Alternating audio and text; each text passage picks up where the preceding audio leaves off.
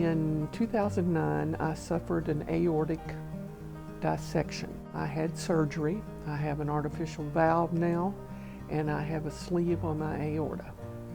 Well, I need someone who is aware of all that. With him, he asks me about everything.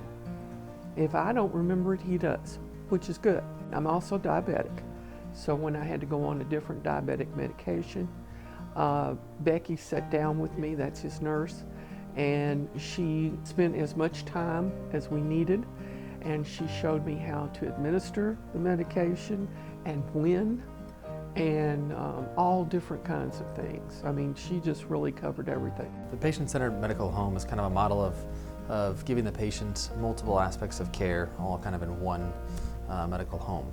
That way we can make sure in one visit, hopefully we can help coordinate all the different things that you may need.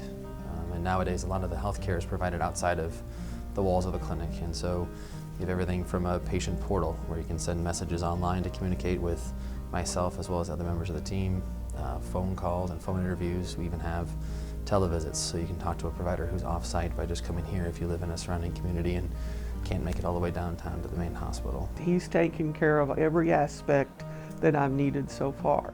They are here to take care of you and to assure you that everything will be okay, and they're always willing to work with you.